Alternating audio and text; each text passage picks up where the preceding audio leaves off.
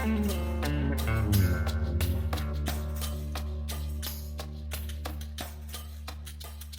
of all, thank you so much for joining me today. My name is Amy Mullins. I'm a program mentor. So again, thank you for coming here today. This session is about developing together, growing together, and flourishing as a team so we can better communicate and impact others.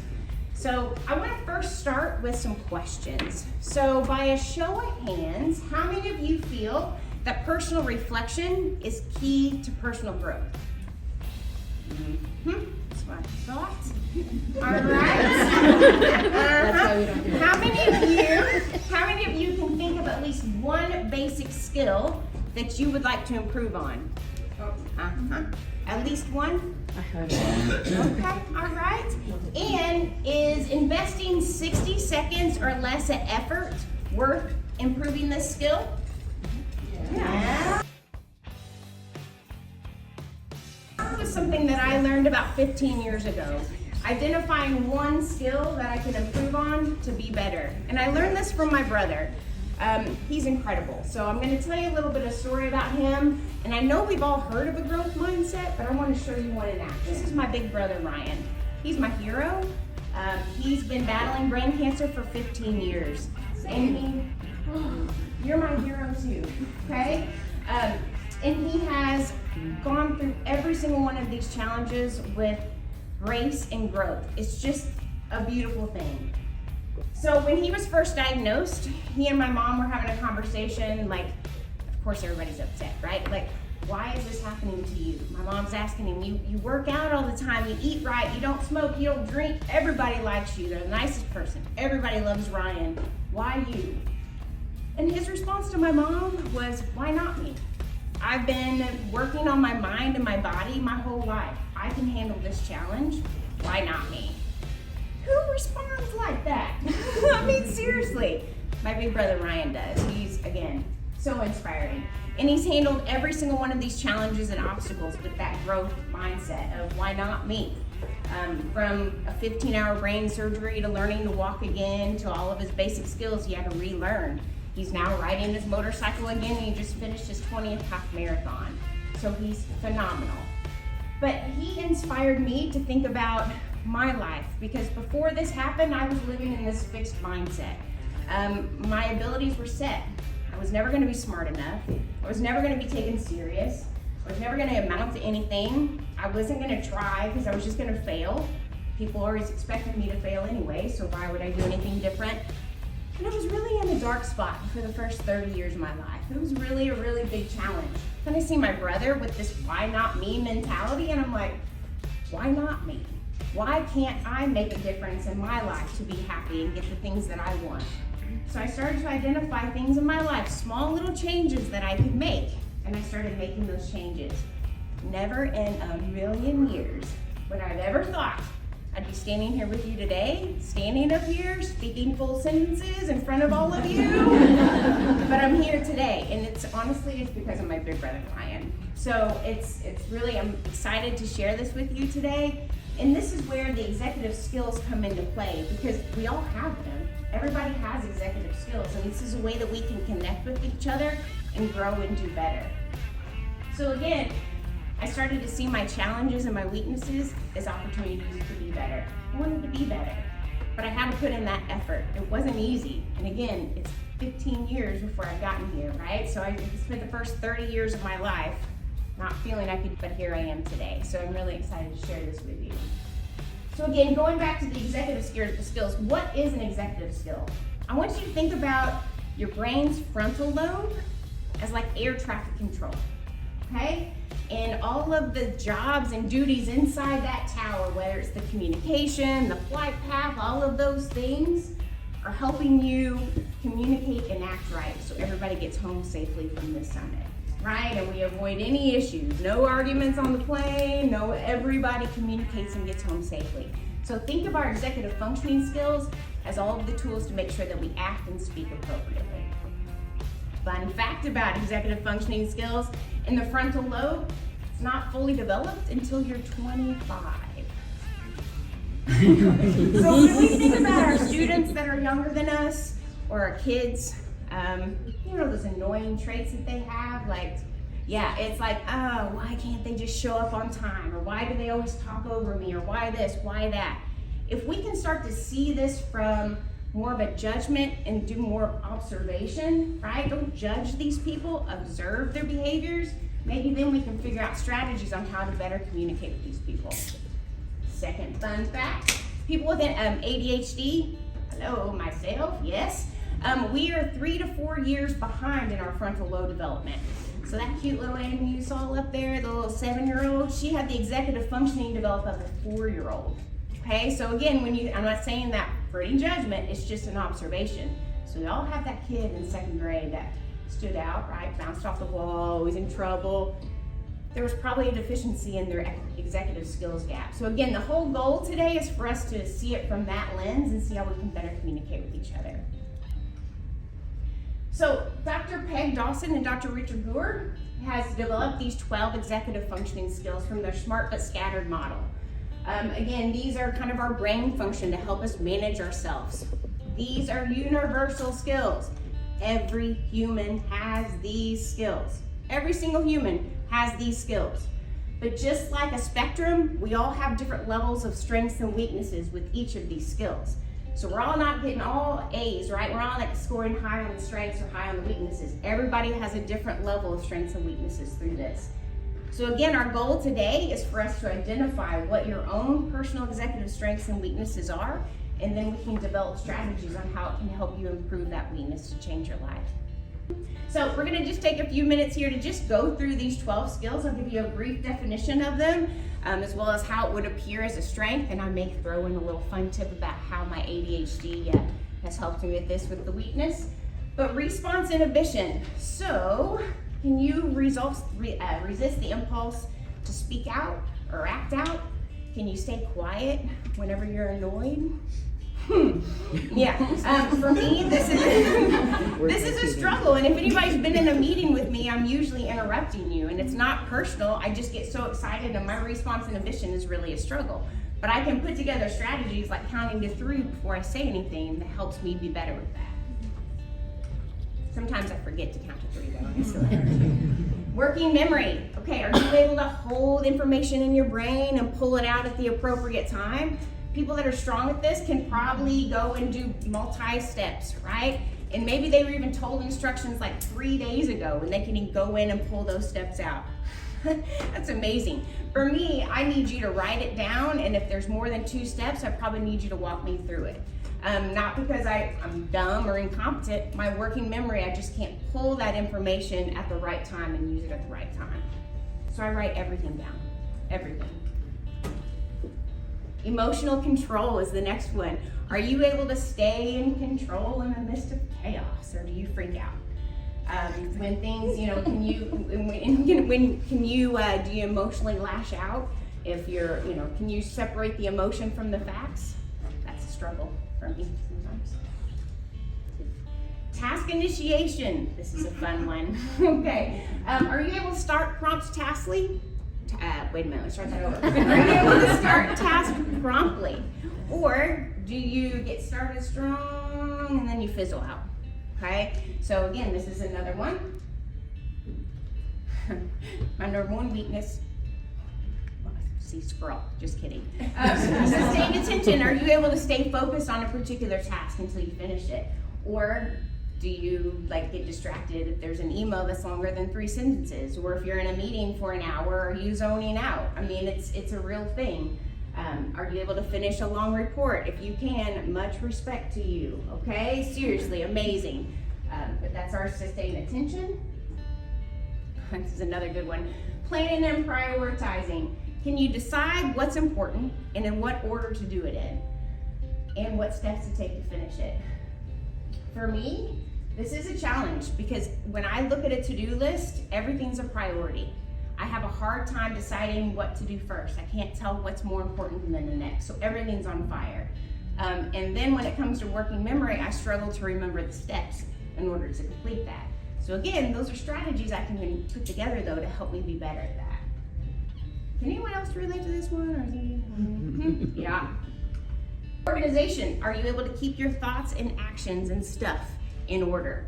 you know, when we were in an office, there were people that had like the super neat desks, you know, or maybe their emails had one email when they leave the day. That's not me, right? Like it's, I can't relate to that. Much respect for people that are organized, much respect, but that's definitely a strength of yours if you can keep things organized and tidy. Another great one for me, time management. Are you aware of how much time you have and how to use it? Can you identify, like, finish tasks with time to spare? Who does that? Anyone here, you can finish tasks with time? Amazing. I have something called time blindness. I really have no concept of time. That sounds crazy, but it's true. Like when I'm going to an event, everything takes me 15 minutes, right? Everything's either 5 minutes or 15 minutes. So let's just say I'm going to an event, it takes me 15 minutes to get there. I leave my house 15 minutes early, but I don't take into consideration parking my car, walking inside, going in and saying, hey, finding a seat. So I'm usually late because I only left my house 15 minutes early. So time blindness is a real thing. And what's hard about this is my husband's #1 strength. So his time management is #1 strength. But when we did this questionnaire together, he's like, oh, because he didn't understand. Because people that are really strong in something don't understand how somebody could be bad at it. So bringing this awareness to it, again, it's like, okay, that's why you're always late. Okay, great. I mean, again, that's the whole goal here, so we can better communicate with each other. Flexibility, can you adapt to change? How do you handle when change comes your way? Do you stay calm, or does it cause you anxiety?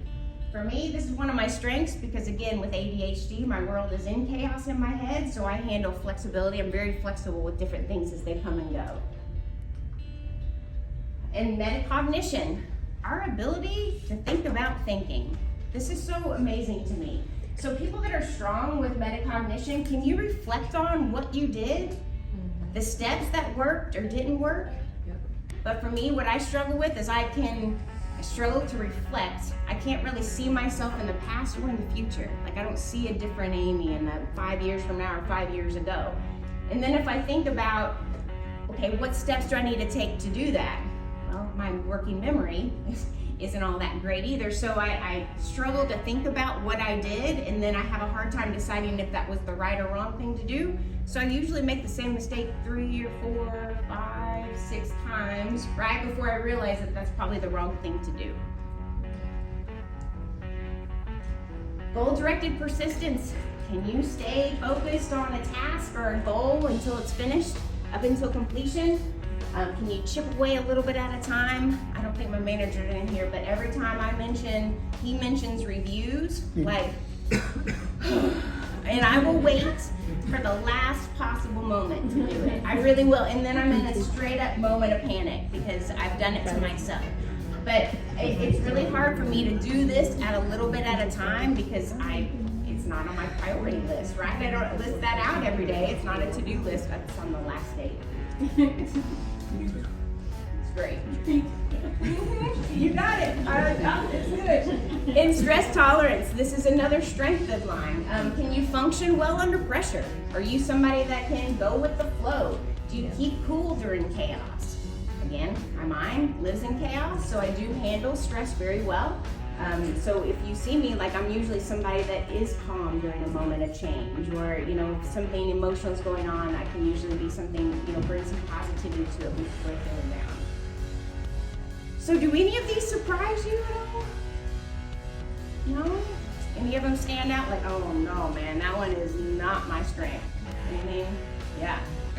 Every single one of them gave me an emoted response. Some I was like, yep, that's me, and others I was like, please no, move to the next slide, please, next slide. Absolutely. So what we're gonna do now though is you're gonna have a chance to identify your own personal strengths and weaknesses, okay? So I want us to take a few minutes on your table here, you'll see an executive skills questionnaire. So how you work it is each executive skill is broken down into 3 questions. Okay, you're going to score yourself from each question 1 to 7, with 7 being your highest. So I want you to read each question and write how you relate to that. Okay? There's no judgment here. All right? There's no judgment this is for you. So let's just take about 10 minutes or so to really reflect on this, okay? I thought it was 2. And then when you're finished with those questions, what you'll do is you'll take your highest 3 scores and put them in your strengths, and your lowest 3 you'll put them in your weaknesses, okay? So while you're feeling the sound, I'm gonna go ahead and play some Cold Stairs music. I haven't heard of the full story. Tell me more. Oh, there it is right there. Get my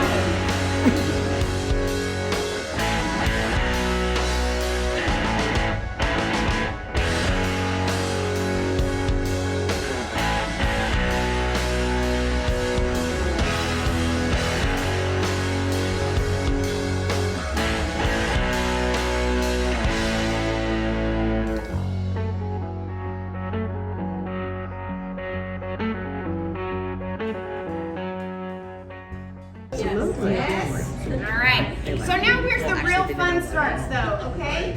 So everybody's identified at least one strength, maybe 12, right? Or at least one weakness, right?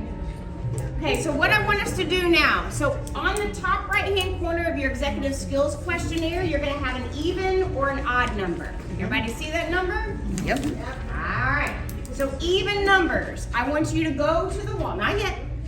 Go to the wall that has your number 1 strength, okay?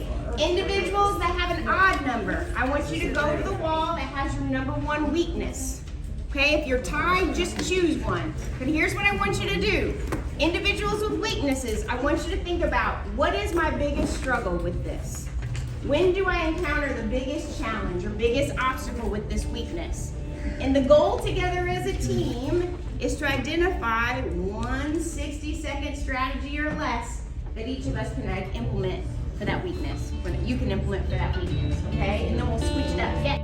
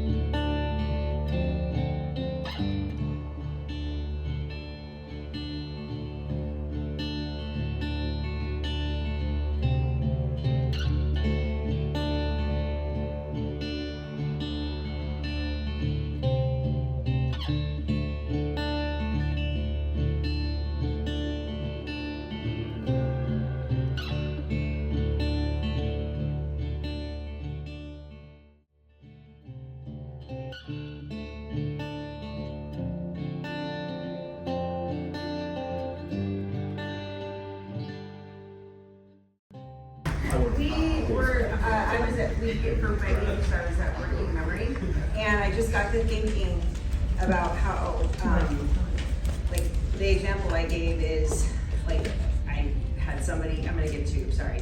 I had somebody come up to me today that knew who I was, not today, but while we've been here, knew who I was, and they're like, they're saying hi, I'm like, and she's like, we were in training together. It was 9.5 years ago. Yeah. And then I'm like, oh, it's all coming back to me. It took a bit, you know? Yes. Yeah. So there's that, or like milk. Okay, I gotta get milk at the store. You know what? I'll remember to get milk at the store. I go to the store, I forget to buy the milk. So I write it down. So the strategy of writing it down, that's good, but it doesn't really solve the issue with my problem with working memory. Like, what do I need to practice? Great mentally? question. Great question. Yeah. So that's a great question, and this is neuroplasticity. This is a big science word, Google it, okay? But what neuroplasticity is your brain has the ability to reconnect and build stronger fibers and connections, right? So whenever you practice that strategy, you're practicing neuroplasticity. Yes. Okay, so by you practicing those strategies, your brain is becoming stronger. So you can't not have that weakness, but you can create strategies to help you overcome that deficiency. What up? And it only takes 2 weeks to form a new habit. So Lies. set an alarm on your iPhone. What I'm doing is I put a daily calendar for 2 weeks. And so every day I'm like, oh, I gotta do that thing. I think it's 10 years. Yeah, no, that's great. I mean, it is. That it really is. But just doing that consistency. What else, guys? Is there another strategy that you learned or a key takeaway that you have? We found it ironic in our group that our weakness was task initiation and nobody was there for a strength, so we never did it.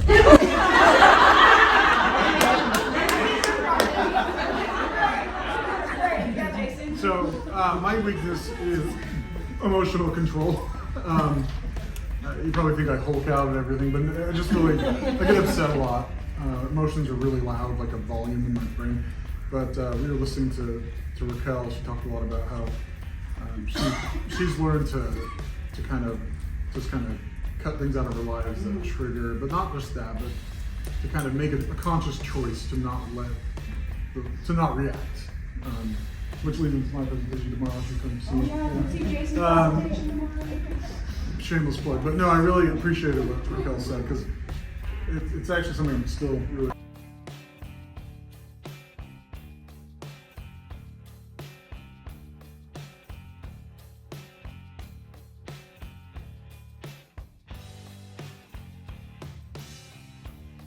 A lot of times we can meditate and people are like, oh, I can't pay attention to meditate. But that's that neuroplasticity. Individuals that struggle with paying attention, every time you practice that, you catch yourself being caught off guard, like, oh, I'm supposed to be meditating. That's practicing that sustained attention. You're growing your brain. So I encourage everyone to go through that meditation, and if you find yourself being pulled away and not paying attention, that's the whole reason you're meditating, right? You're not going to be good at it when you go. Somebody has a next. In honor of neuroplasticity, I'm noticing that anyone's recommendations to improve, I felt resistance to in my brain, even though intellectually I know it's a great idea, it's like, not gonna work, you know, and I think it's just alludes to it takes work, it takes repetition, it takes buy-in and practice and effort. You know, I wish that we could all just say, oh, I'd love to implement that and fix it. But if it's not going to work for you, if it doesn't work for your life, you're not going to do it. So that's why you have to find a strategy that your work is worth doing. And it could work. I'm like, intellectually, I hear what you're saying, and I think that could work, but my brain just is it green? Yeah. What was it? What was the thing your brain didn't like? What's my memory one on here? I don't know.